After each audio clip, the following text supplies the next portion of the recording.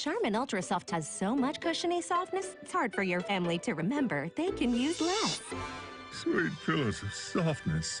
This is soft. Holy Charmin. Oh, excuse me. Roll it back, everybody. Sorry. Charmin Ultra Soft is so cushiony soft, you'll want more, but it's so absorbent, you can use less, so it's always worth it. Now, what did we learn about using less? You gotta roll it back, everybody. We all go, why not enjoy the go with Charmin? From novice to aficionado, find yourself here. High-quality cigars plus personal customer service with Slow Burn. Visit our website, www.slowburnwaco.com. Slow Burn is Waco's only mobile cigar lounge featuring a meticulous, curated collection of premium cigars. It's more than a mobile lounge.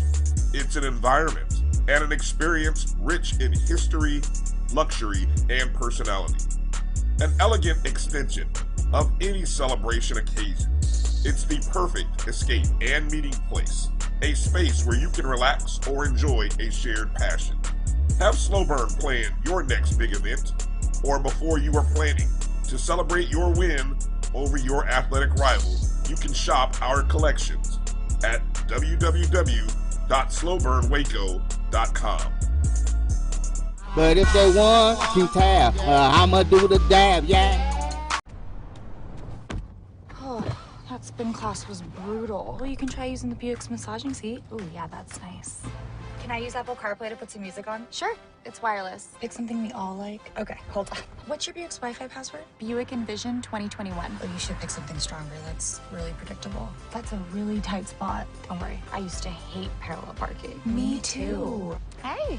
Really outdid yourself. Yes, we did. The all-new Buick Envision, an SUV built around you, all of you. Since 2002, Empowerment Resources, Inc., a nonprofit organization, has empowered more than 1,500 youth and adults in Duval and surrounding counties. Through its programs, Journey into Womanhood, Girls Mentoring, Life Skills for Teens, and Parenting Education Coaching.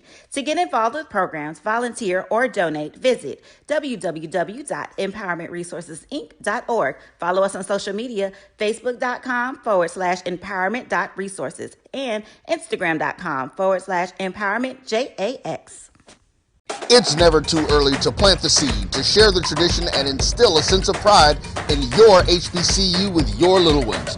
HBCU Pride and Joy Children's Boutique helps you share your school spirit with a wide selection of adorable kids' apparel and accessories officially licensed from your favorite HBCU.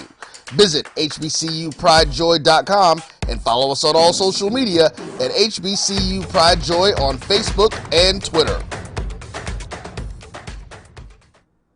The Cuvée Group is a Florida-based marketing and training consulting firm. We help businesses communicate to their target audience and engage them in conversation. We also help to expand their audiences, which will ultimately result in growth for those organizations. In addition to being a certified constant contact specialist, my colleagues and I are also certified in John Maxwell Leadership Principles. We use these proven principles to conduct workshops, training, and private coaching sessions for individuals and companies looking to take things to the next level. Contact us to schedule a free consultation. Issues today, don't delay, call Cuvée.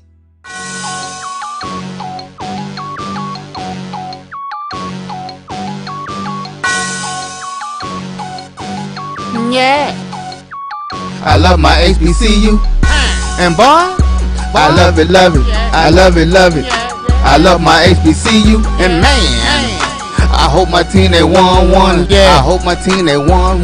Yeah. Man, I hope my team they won. Yeah. I hope my team they won. Yeah. I tune into the HBCU Sports Lab to see if my team won or lost. If they lost, I'm quiet as a mouse. But if they won, keep tab. I'ma do the dab, yeah. Dr. Cavill, he know what he be talking about. Mike and Charles, they know what they be talking about. They compress the analytic data with this hip hop. If you know them like I know them, they gon' tell you if your team, if they want to lose, and who the ball. So listen to Professor. This is Dr. Cavill inside the HBCU Sports Lab with Mike Washington, Charles Bishop, and as you see Professor Washington is out on assignment. Man, I can't believe that this is first week of the semester and he scheduled a conference. What kind of faculty member does that? I guess if you're high on a busy one, right? Yeah, exactly. If you're high on that food chain and you're so in demand, you can see that. You see your boy trying to show out a little bit. I see. I like that. That ice box has been good to me. The ice box has been good to me, so I think I'd put it on a little bit for everybody. With that being said, I did want to share it and say, Charles Bishop, I see you representing Rush College. I like the look. For those that don't realize, it's cold down here. It's cold.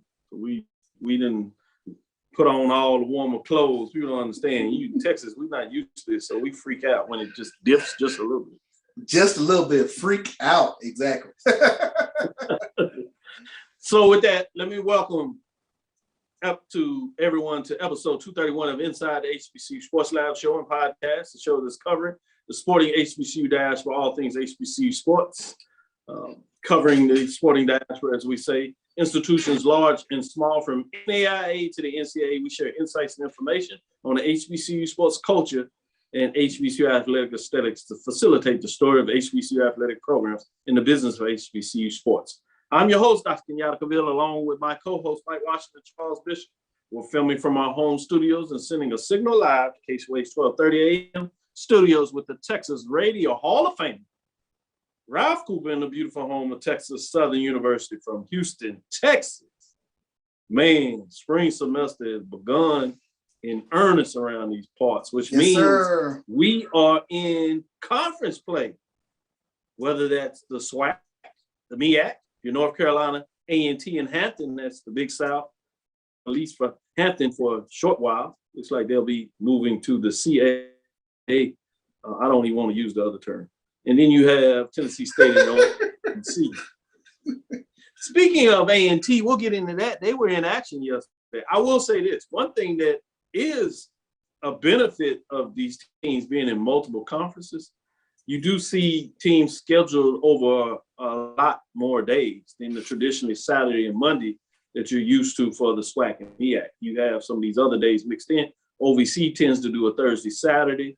The Big South does multiple days in a week. They'll do a Wednesday oftentimes as well as a Saturday. So you might see different days. So you can go multiple days where you can catch at least an HBCU program at the Division I level. And that doesn't mean that you have multiple days for the SIC, CIAA, and those independent programs. And let's show some love to the NAIA programs and the Gulf Coast Athletic Conference, along with many of those NAIA programs that are in the Red River Athletic Conference. Give you some updates of what's going on there. Good basketball being played at all levels among HBCU programs. With that being said, any big news out there that you want to share? Scott, you excited this week, Charles? Yeah, we got a lot of news that we're going to share. Let me start things off, Dr. Bill, on a bit of a somber note as we celebrate all things within this HBCU diaspora space. I wanted to read a tweet from Delta Sigma Theta. It is with great sorrow that Delta Sigma Theta Sorority Incorporated shares the passing of our beloved National President and Chair of the National Board of Directors, Cheryl A. Hickman. President Hickman transitioned peacefully on today after a recent illness. So we want to send out our prayers and condolences to all those listeners, members of Delta Sigma Theta, part of this great community, which we celebrate within this space. Yeah, when you talk about the greater HBCU diaspora, you know I've certainly felt the need to connect the bigger picture of what that looks like. And without a doubt, Delta Sigma Theta with the other fraternity sorority are amongst that group, if you would. And it is sad we have to deliver that information. With that being said, on a much more brighter note, NBA TV, it looks like SWAC is at it again. And we remember last year they debuted NBA TV games, and Jackson State and Grambling State were a part of it. But this year they moved to 2 games over a 2-week period that will be broadcast on NBA TV. As last year was TNT, so it'll be interesting to see if that goes up again. But you know there's a partnership between TNT and NBA TV. So I wonder if a lot of that is coming from that perspective. But The news, and I want to get your thoughts on this. 4 live Southwestern Athletic Conference men's and women's basketball games featuring Grambling and FAMU and Texas Southern in honor of Black History Month on back-to-back weekends, Saturday, February 5th and Saturday, February 12th. Texas Southern will be showcased, and I'm sure folks are excited around here, including VP of Intercollegiate Athletics, Kevin Granger, soon to be Dr. Kevin Granger as he's going through the program there, working on his dissertation. Charles, did you believe that? Getting it done. Wow. The network's live game coverage of SWAC basketball will tip off at Texas Southern University at FAMU. So Texas Southern will travel at FAMU. I might actually find my way to that game. I'll keep the listeners up if I get a chance, especially those out there, the Rattlers.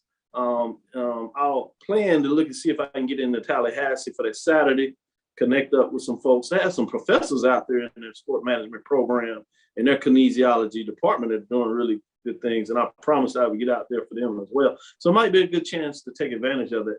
The women's game for Saturday, the February 5th, more importantly, is at 1 o'clock Central Standard Time. The men's game will be at 3:30. 1 week later, Texas Southern will host Grambling State on Saturday, February 12th, with the women's game at 1 o'clock and the men's game at 3:30. So early tip-offs to get in some action. NBA TV pregame, halftime, postgame studio coverage. So they get the studio coverage as well. On Saturday the 5th will be led by Stephanie Reddy, starting at 12:30 with analysis by Renee Montgomery and Sam Mitchell, as they always do. The following week, Roy Parrish will host studio coverage with analysts Grant Hill and Rick Mahorn on Saturday, February 12th. Obviously, when you talk about Rick Mahorn, Hampton University, so I'm sure he'll be excited to be able to represent some HBCU connections that he directly has. And I'm sure when you really take down the lineage, it wouldn't surprise me if the other hosts and analysts have their HBCU connection one way or the other, because as we talked about, the HBCU sporting diaspora is just that. Let me get your thoughts on that, Charles. Yeah, I mean, that's tremendous exposure for all programs involved. Talking about Texas Southern and Florida A&M to start things off February 5th, and then Texas Southern again against Grambling. So, and I have to commend Florida A&M. They always do such a tremendous job when this national coverage descends upon their campus. They just do a bang-up job in terms of showing that school spirit. So, 2 worthy programs in terms of getting that exposure.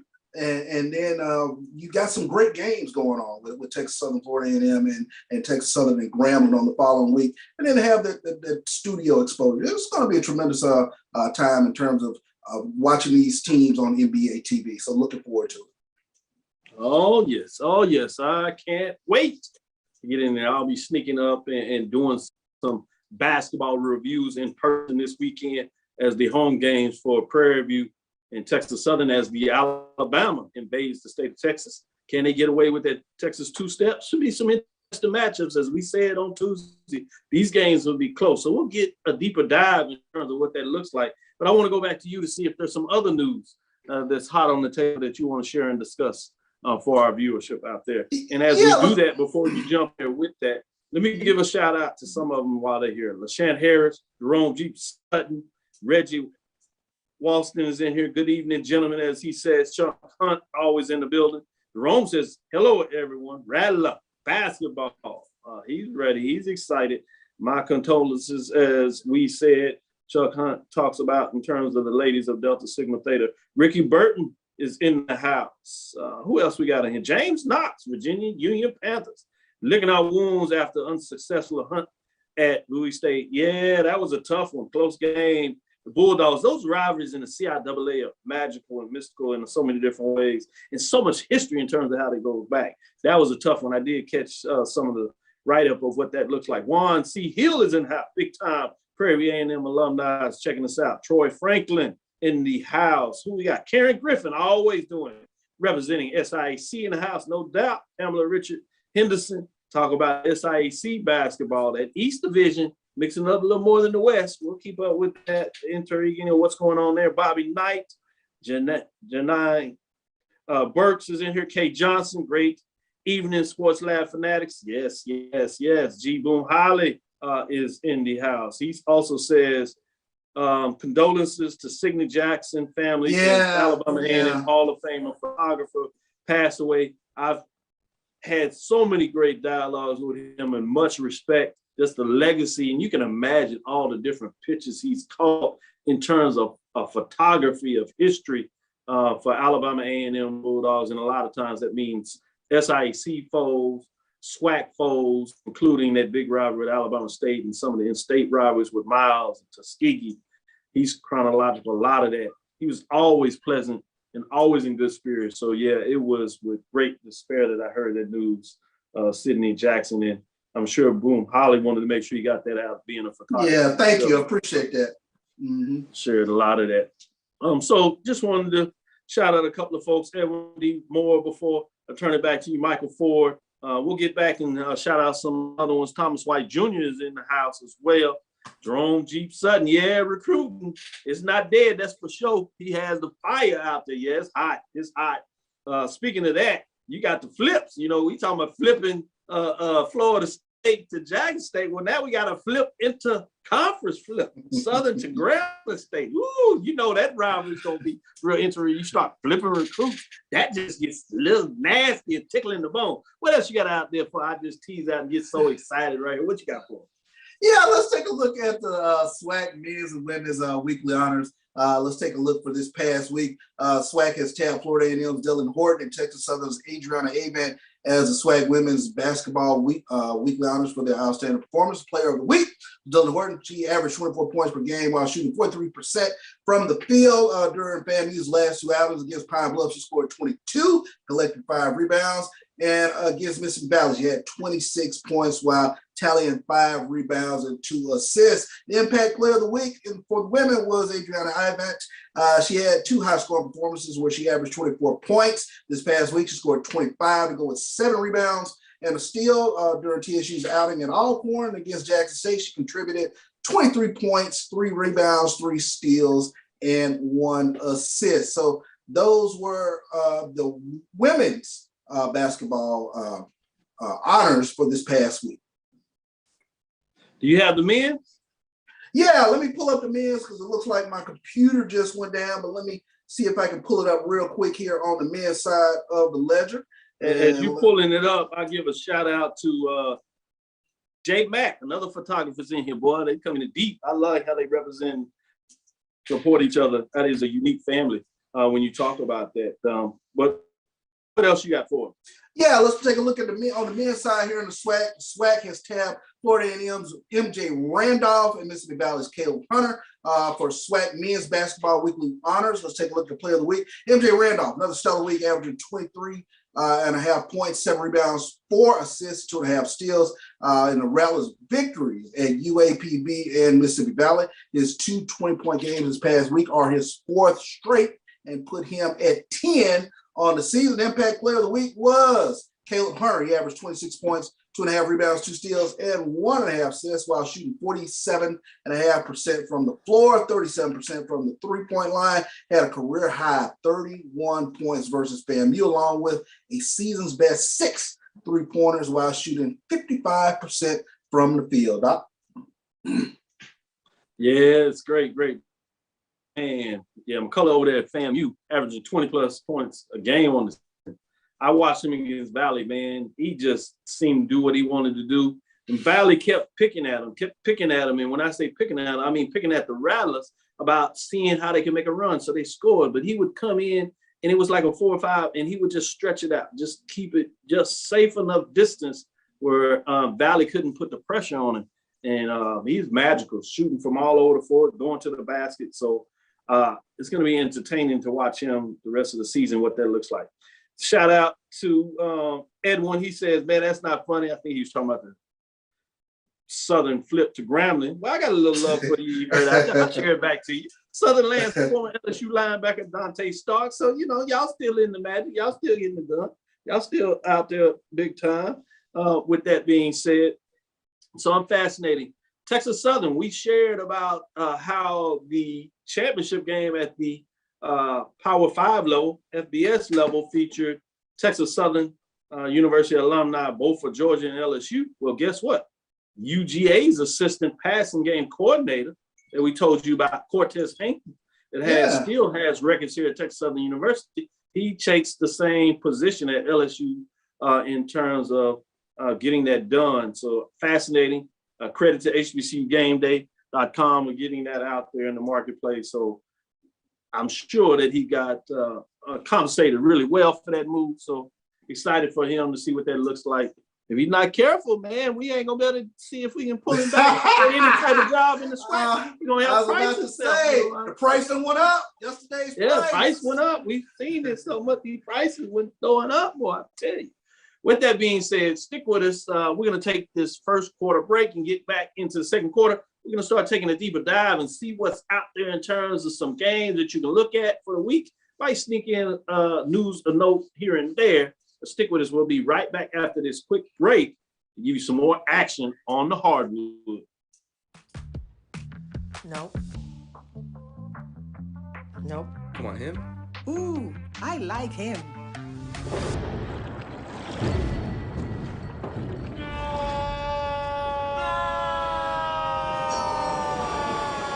Quick, the quicker picker-upper.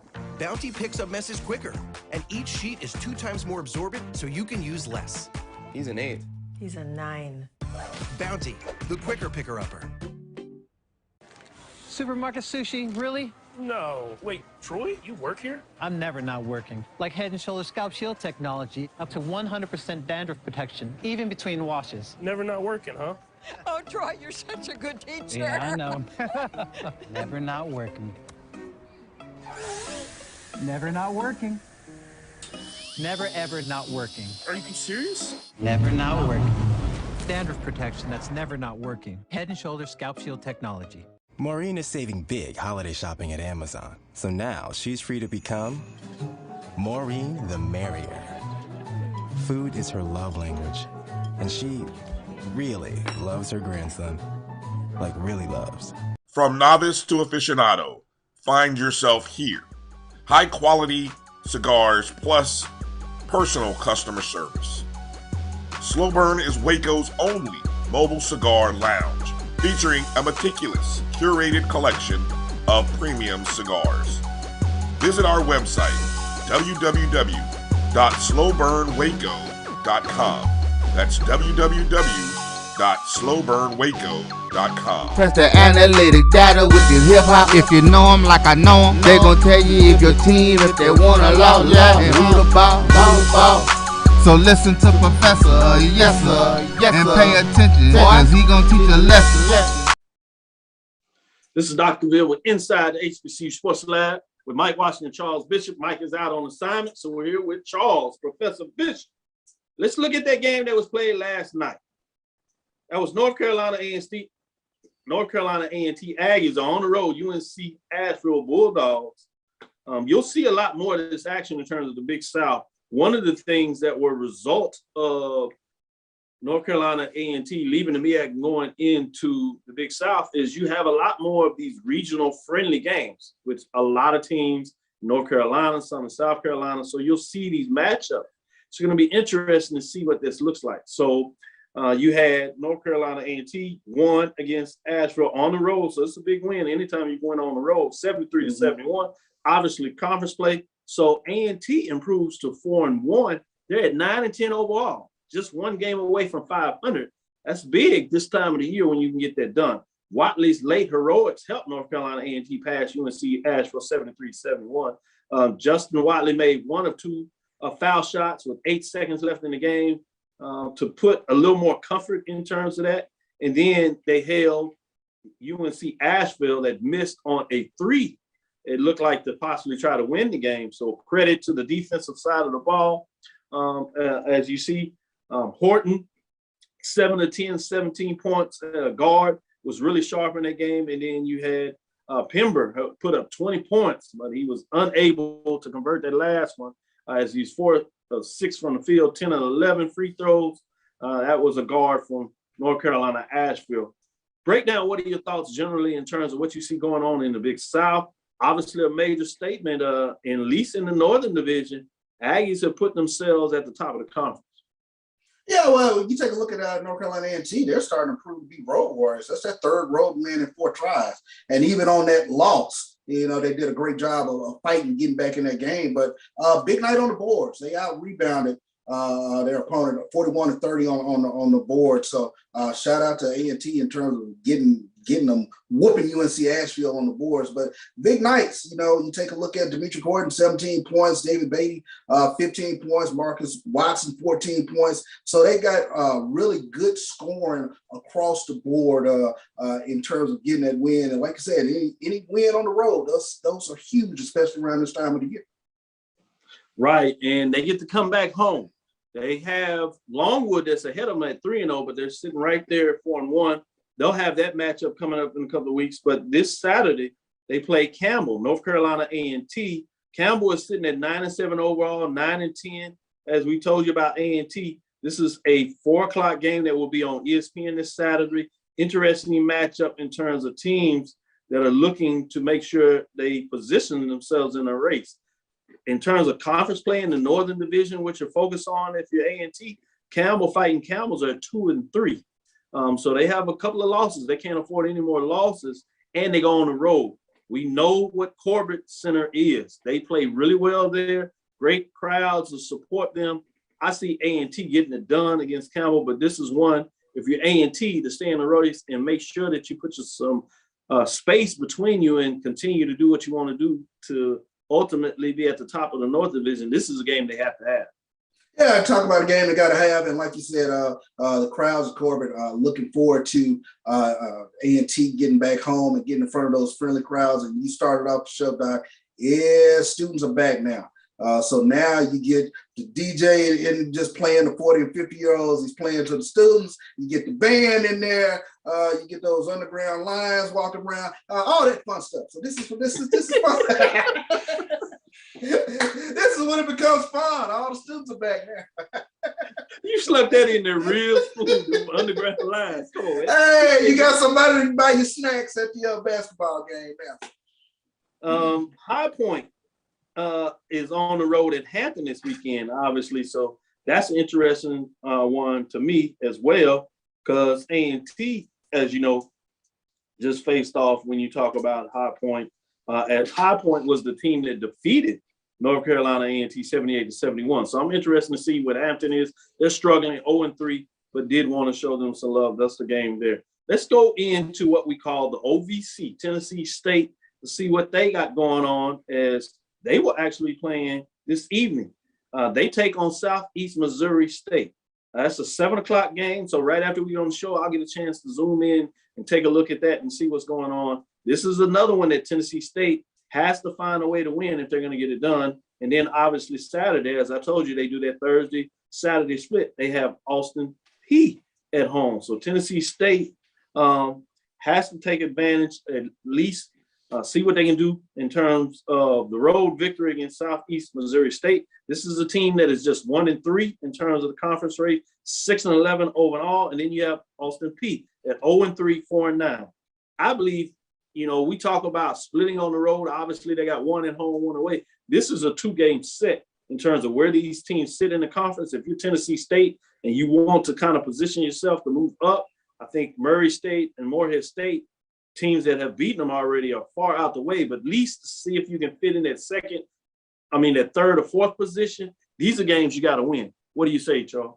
Yeah, now's the time you got to make your move within conference standings. I think once you start getting into mid-January, you get definitely into the flow of what it is that you're looking for week in, week out in conference. But two-head monster, you got to get Carlos Marshall and Marcus Fitzgerald up and going. Had a great outing this past Monday with Carlos Marshall scoring 19 points and Marcus Fitzgerald 18 points. And Dedrick Boyd also had 16 points for Tennessee State. So you got to get those guys up and going and kind of get into the groove so they can start climbing in the OVC standings. Yeah, I wanted to talk a little bit about A&T again, but on the women's side. This time, A&T got the first conference win. Big time, though. They did it in fine fashion. 88-50.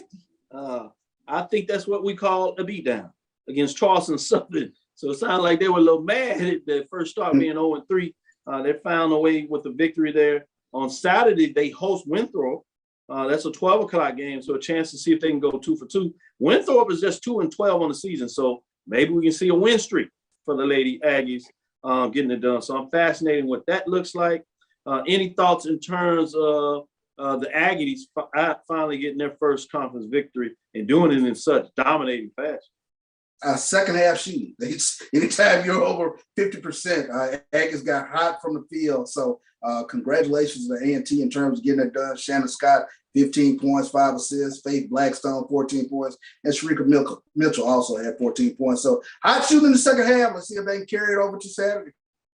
Yeah, going down to Hampton Lady Pirates, we kind of get the flip. Men are doing well for the Aggies. It's the women doing well for Hampton. They sitting at 2-0, but they hadn't been able to play a couple of games in a while. So it's got to be frustrating for a team that believes that they can get something done in the Big South. But they're sitting at 2-0, 6-6 overall. Be interesting to see if they can play their next game, which is against High Point, as we talked about, 6-6, 5-10, which is a Saturday game in terms of what that looks like. So we'll see what Hampton got going on. In terms of the OVC on Tennessee State side for the women, fascinating to see that. The women continue to play really well. They're beating Southeast Missouri State 56-31 now as they're dominating by 25. So you got to believe they're going to find a way to win that. Then Saturday, they are at home and they host Austin Peay as well. Austin Peay sits at 11-5, so a much stronger women's team for Austin Peay that they bring in. But Tennessee State is playing well themselves. They sit at 4-1, second place in the conference behind Belmont Bruins. One game ahead of Murray State, which are 4-2. So it'll be interesting to see if Tennessee State, the Lady Tigers, can continue where they are surprising everybody coming into the season with the second-year coach in terms of what they be doing with that freshman that is just hot as nails out there out of Houston area. What are your thoughts in terms of Tennessee State or Hampton, what they continue to get done in this side? With Tennessee State, this is what we talk about with those true data points. You get a pretty strong team coming in. We're going to get an opportunity to really see where this Tennessee State team has progressed. And I think we touched on with the Hampton Lady Pirates. They've had a bunch of postponements in there. It's kind of staggered the season, kind of staggered the momentum for them. So it'll be interesting to see where it goes from this upcoming Saturday. Yes, very point well taken. Let's sneak into MEAC. We're going to start with the women, and then we'll take a break and come back maybe with some more of the men's side. When you look at the MEAC, they had a game yesterday, Coppin State, North Carolina Central. And the reason I wanted to stick in the MEAC is they hadn't been able to play a lot of games, so we get a chance to really see what may emerge on the women's side. From the game they played yesterday, Coppin State got it done against North Carolina Central, 66-43. The women for North Carolina Central are struggling, pretty challenging. They're 0-3. The Coppin State is 2-0, so they find a way to continue to get it done. But the big games that we're looking at is what comes up on Saturday. All 8 teams, I should say, for 4 games are scheduled to be played Saturday. So this is fascinating. You have South Carolina State at Maryland Eastern Shore. You have Howard at Morgan, North Carolina Central at Delaware State, Coppin State at Norfolk State. I would say probably the game of the week this Saturday is Coppin State at Norfolk State. Yeah. Right? That's the one you want to look at in terms of what's going on. Obviously, Howard is always doing what they're doing, and the games flip. So on Monday, you have Morgan State and Norfolk State, another chance for Norfolk State to make that statement. North Carolina Central at Maryland Eastern Shore, South Carolina State at Delaware State, and then another big one, Howard at Coppin State. Boy, we'll get a chance to really see what things look like, at least early on in the MEAC race for the women's side when you talk about Coppin State taking on both Norfolk State and Howard. I'm fascinated to see what that looks like for Coppin State. What do you say about those matchup series Saturday and Monday? And you always sneak in, be careful about that Monday. Monday nights are always the wild nights that we see with regards to HBCU basketball, but how fun will it be to get an opportunity to see Joe Bryant from Norfolk State and Nenda Tarr, that huge half-court buzzer beater against Morgan State going up against each other. So, and what a time it is to be a Coppin State Eagle when you take a look at the women's and men's basketball team. So looking forward to this weekend with these matchups. Yes, to give you some indication of what we're talking about. These teams, these top 3 teams are in the mix. Coppin State sitting at 2-0, as I said. Howard Bison at 1-0. Norfolk State is also at 1-0. And just sneaking in that mix is South Carolina State at 1-0. So it's fascinating. Morgan State, Maryland Eastern Shore, North Carolina Central, particularly Central struggling at 0-3. But Morgan State, they're just one game back. They're 0-1, both of them respectively. So it's fascinating what you see there. Stick with us. We'll be right back as we get into the second half. We're going to come back and talk about MEAC, the men's, and then we'll get into some SWAC, men's and women's. We'll talk about these matchups coming up this weekend. Should be fascinating as things get going. And obviously, we'll talk a little bit about what's going on with Jackson State women. They just are thumping everybody. Had some people out there talking about Jackson State giving us the strong signal, right? Putting up those muscles. No doubt about it. Jackson State women's basketball is strong. Stick with us. We'll be right back after this break for the second half of the show, getting into the third quarter. Are you hungry for authentic Caribbean food like jerk chicken, oxtail, red snapper, shrimp, tofu, and rasta pasta? Well, find your way over to Mango's Caribbean Restaurant, 180 Auburn Avenue, right next to Royal Peacock in downtown Atlanta. Them belly full, but we hungry. Mango's Caribbean Restaurant, open daily from 11 a.m. to 10 p.m. And on Friday and Saturday, we're open till 4 a.m. Come to Mango's and put some spice in your life. Oh, we've got a good thing going. Mango's Caribbean Restaurant, 180 Auburn Avenue, right next to Royal Peacock in downtown Atlanta. For more info or directions, call 404-698-3992. Or log on to mangoscaribbeanrestaurant.com. For instant coupons, text MANGOS to 313131. Tell your mama hungry, papa hungry, brother hungry. Mango's Caribbean Restaurant. Authentic Caribbean cuisines. Open up the door, tell your mama hungry. For 200 years, Montgomery, Alabama has been making history by people who had the courage to stand up for change. Today, this riverfront city has been reborn, embracing the past and looking forward to the future. From the National Memorial for Peace and Justice to the stage of the Alabama Shakespeare Festival, this is where history was and is made. We are proud to call Montgomery home, and together, we can be the change. Charmin Ultra Soft has so much cushiony softness, it's hard for your family to remember they can use less. Sweet pillows of softness. This is soft. Holy Charmin. Oh, excuse me. Roll it back, everybody. Sorry. Charmin Ultra Soft is so cushiony soft, you'll want more, but it's so absorbent, you can use less, so it's always worth it. Now, what did we learn about using less? You gotta roll it back, everybody. We all go, why not enjoy the go with Charmin? From novice to aficionado, find yourself here. High-quality cigars plus personal customer service with Slow Burn. Visit our website, www.slowburnwaco.com. Slow Burn is Waco's only mobile cigar lounge featuring a meticulous, curated collection of premium cigars. It's more than a mobile lounge. It's an environment and an experience rich in history, luxury, and personality. An elegant extension of any celebration occasion. It's the perfect escape and meeting place, a space where you can relax or enjoy a shared passion. Have Slow Burn plan your next big event, or before you are planning to celebrate your win over your athletic rival, you can shop our collections at www.slowburnwaco.com. But if they want, keep tab. I'ma do the dab, yeah. Press the analytic data with your hip hop. If you know them like I know them, they gon' tell you if your team, if they wanna lose, and who the ball. So listen to Professor, yes sir, and pay attention, cause he gon' teach a lesson. This is Dr. Bill inside the HBCU Sports Lab with Mike Washington, Charles Bishop. Mike Washington's on assignment here with Professor Bishop. Let's get into the MEAC, or stay in the MEAC, but we're gonna shift to the men's side. Interesting ball games.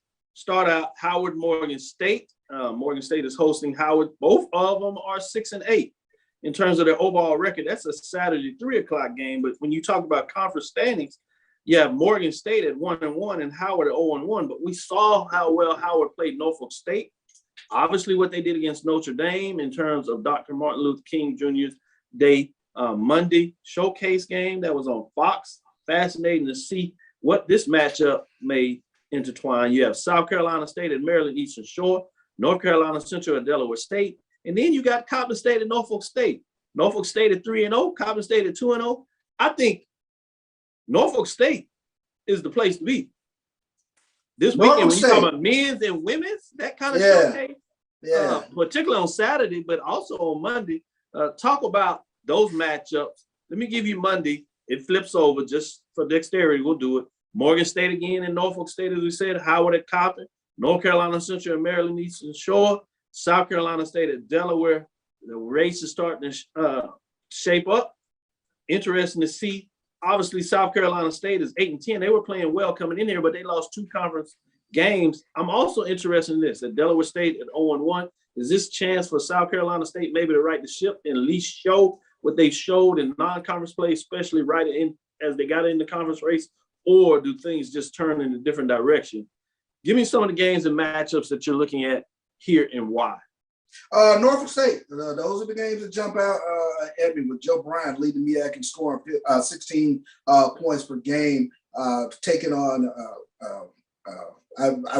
give me again who they're playing Saturday.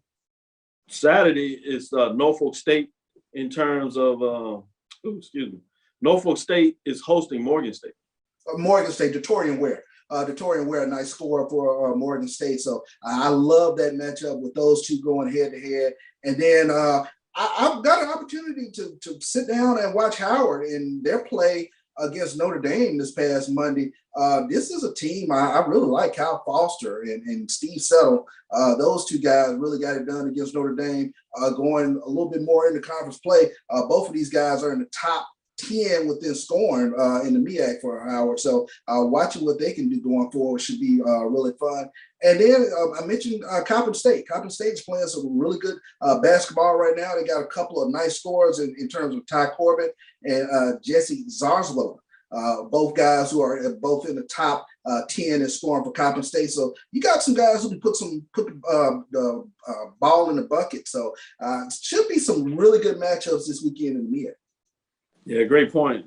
That Saturday is Howard at Morgan, Coppin State at Norfolk State, and then Monday is Morgan State at Norfolk State, and obviously Howard at Coppin State. So fascinating to see what that looks like, that split. So a lot of good action. Let's switch over to the SWAC and bring it a little closer to home, as they say.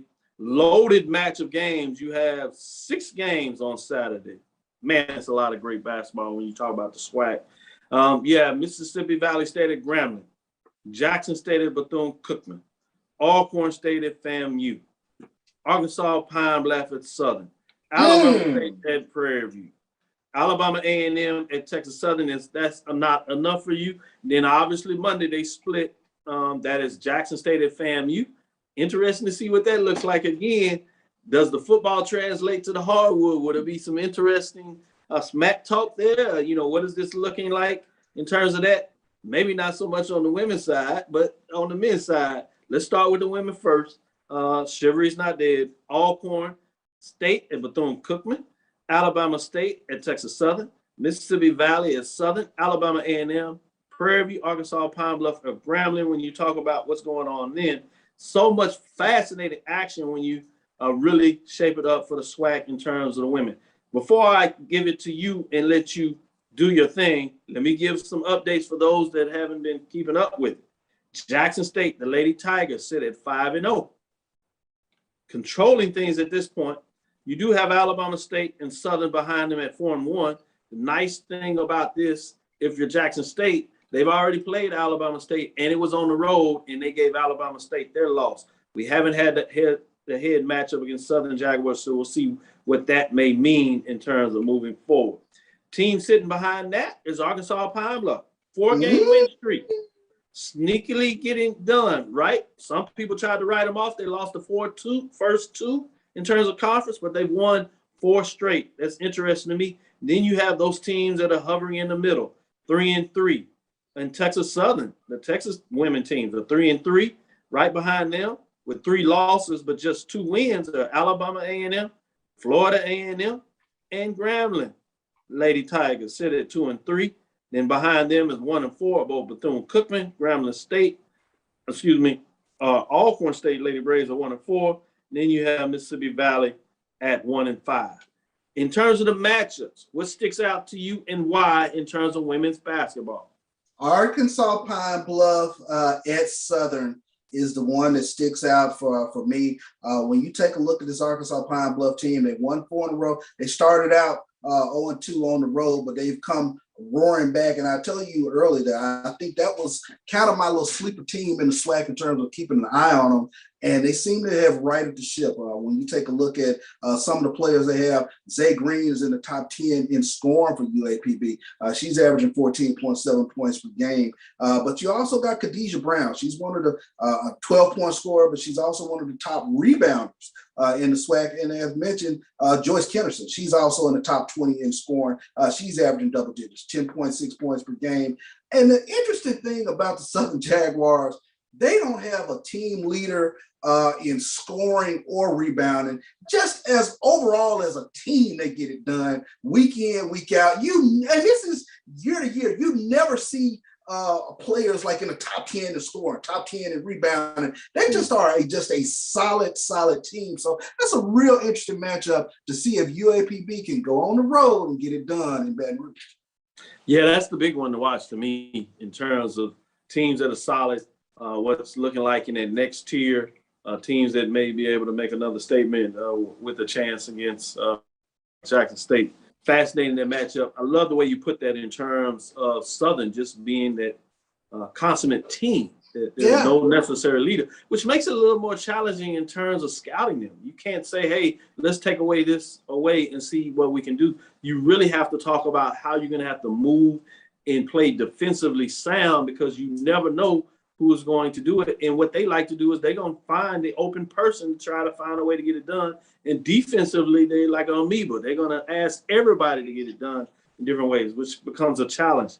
Very interesting looking at them. Very interesting looking at Southern. They have a bunch of players scoring 6, 7, 8 points a game. So there's not a one person to key on with regards to a true definition of a team, especially on the defensive side of the ball as well.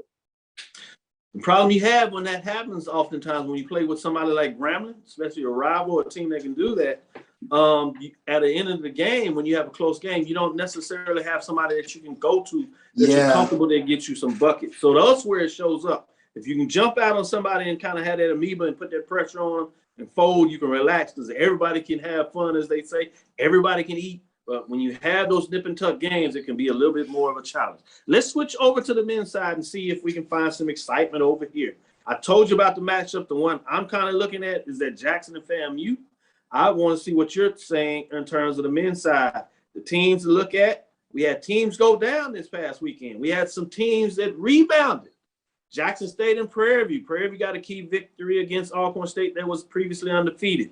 Jackson State got 2 straight wins after being 0-3. So some teams that got some solid wins. FAMU has gotten back in the mix. So check out the standings as you look here. Southern Jaguars and Alcorn State on the men's side are sitting at 4-1. Then you get into this gauntlet of teams that are 3-2. Literally have 4 teams that are 3-2, and you have one that is 3-3. That is FAMU, Alabama State, Alabama A&M, Grambling Tigers at 3-2. You have Texas Southern at 3-3.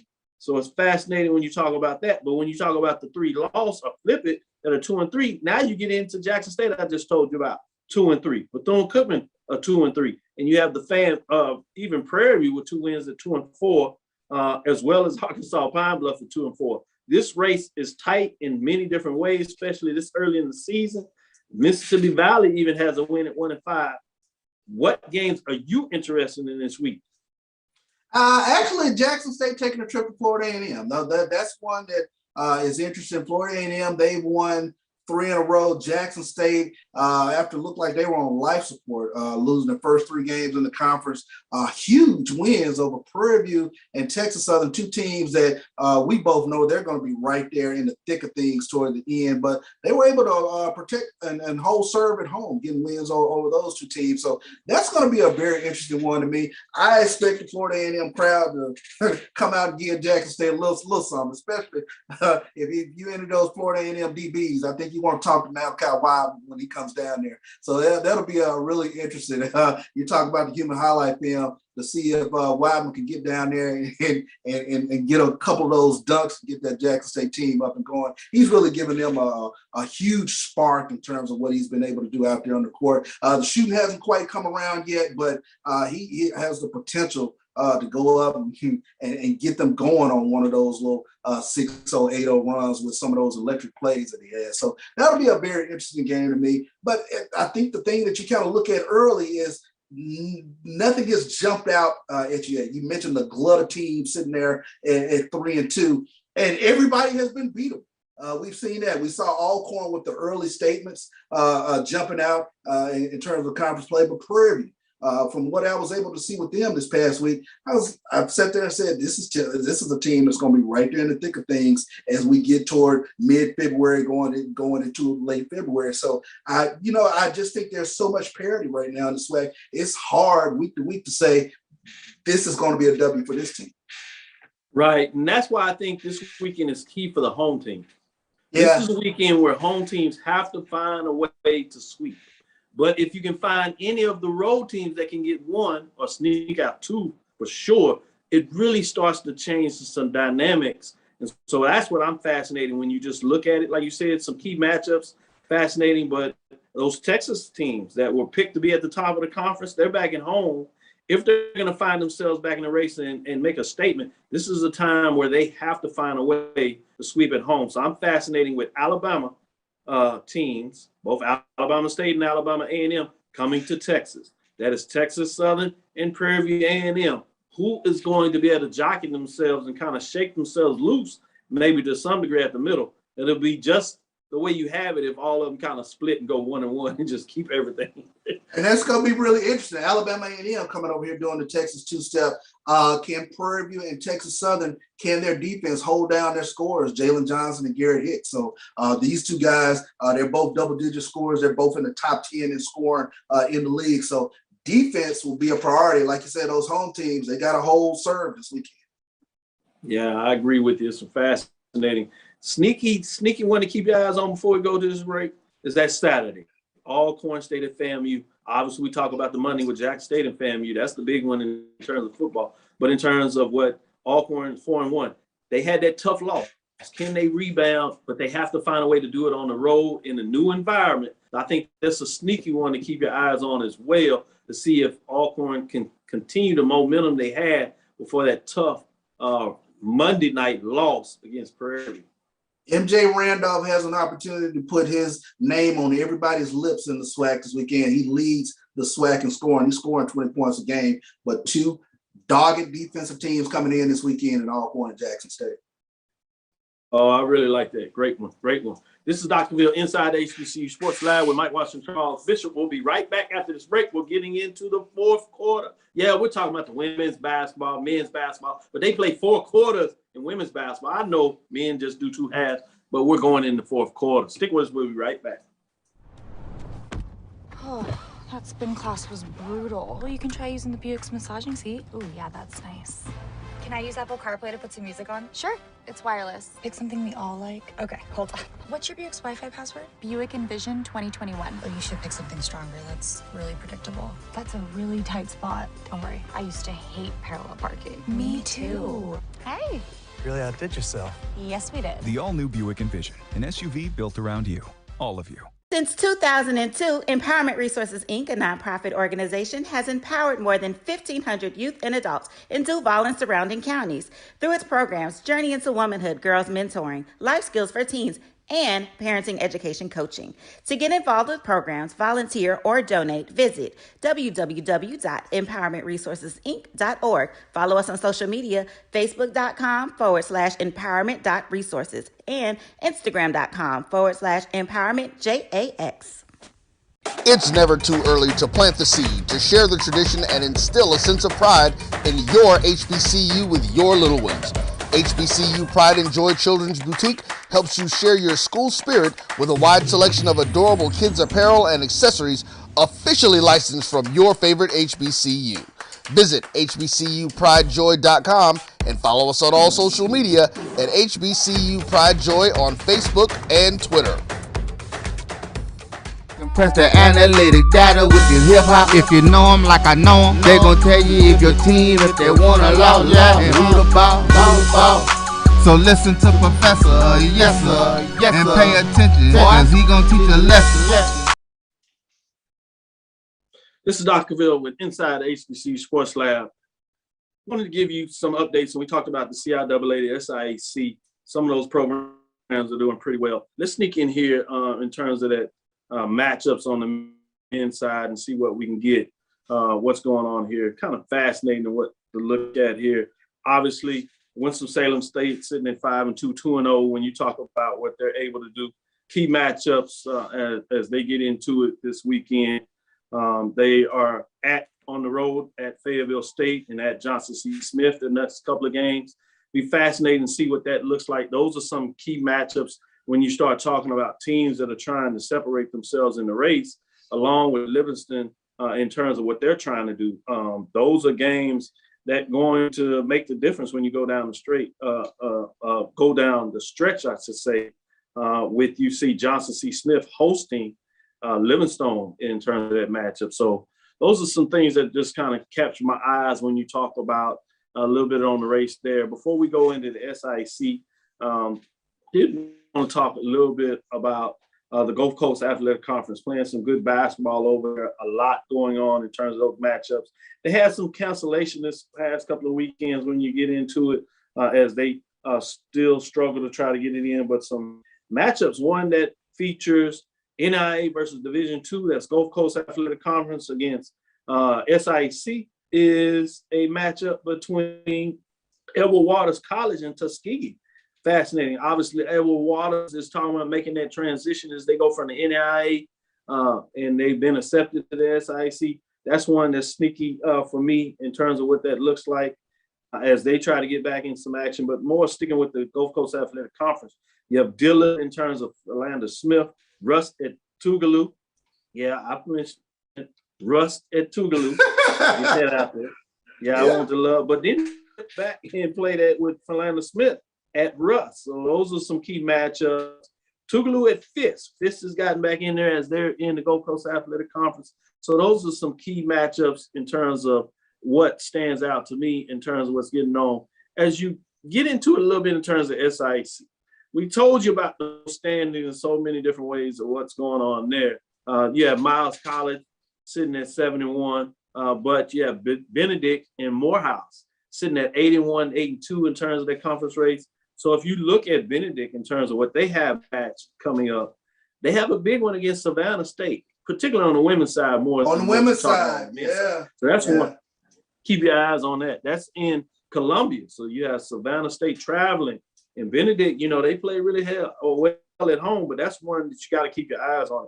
And then they go into Atlanta, as you talk about next weekend. So it's a little further off, but I'm always fascinated to see what's going on there. So I want you to pick out some of those games. Let me know your thoughts on some of that on the men's side. Obviously, they have Morehouse. I told you that they're sitting right there in the mix.